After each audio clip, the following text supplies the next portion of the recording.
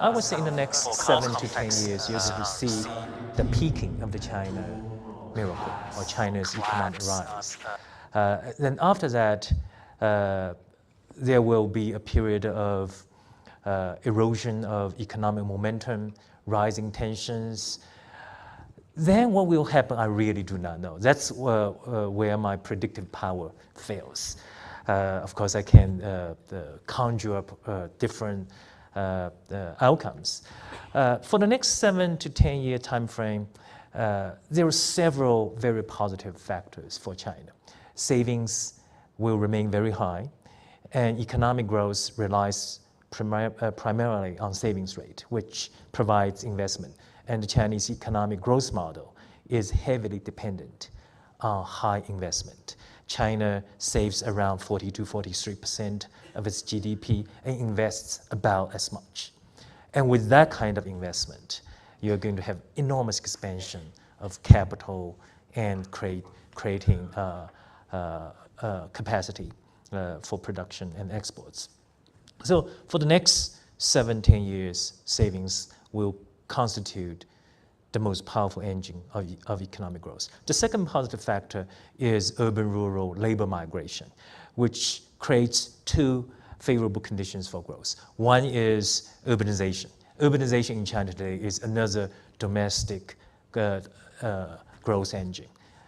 Infrastructure, housing, services, just enormous momentum. The other is the flow of low-cost labor. Younger, relatively healthy, reasonably well-educated Chinese rural residents flowing into urban areas, doing construction, service jobs, manufacturing jobs. That will continue for another 7 to 10, maybe 15 years. And then the third is China's deep integration into the global economy.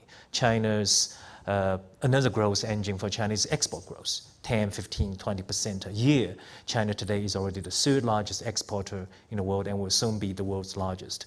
And that will continue for another 7 to 10 years, unless, as we will explain later on, China runs into problems abroad in terms of foreign backlash against Chinese exports. But these positive factors will disappear, will gradually disappear around 2015 to 2020. Then what will happen? What will happen is that at the same time, while these positive factors are driving the Chinese economy, there are several very negative trends in the Chinese economy that will progressively become more severe and probably will be very, very severe in 10, 15 years. Let me just list them. The first one is the imbalances in the economy, because the Chinese economy is dependent on investment. And China needs ever more investment in order to sustain the current level of economic growth. 40% of GDP year in, year out investment. Clearly, in 10, 15 years, you're talking about a huge base. That's not sustainable. And investment also creates overcapacity, and that will have consequences on the financial system. And third is the demographic trends in China are clearly unfavorable. 10, 15 years from now, China will become an aging society, low-cost labor will be much less abundant. China probably will have a labor shortage by 2020.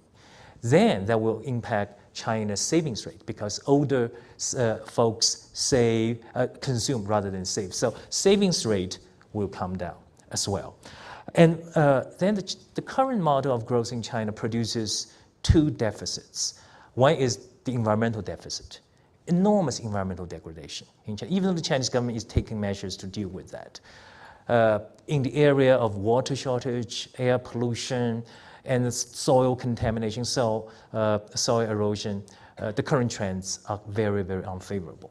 And we don't know how the economy can absorb the ever-rising cost of environmental degradation. The other deficit is what I call social deficit, is that by over-investing in physical assets, the current government policies discourage investment in human capital, access to healthcare, access to education, and then that, because even though China has experienced a very rapid rise in wealth, investment in these two areas, in relative terms, has been either stagnating or declining.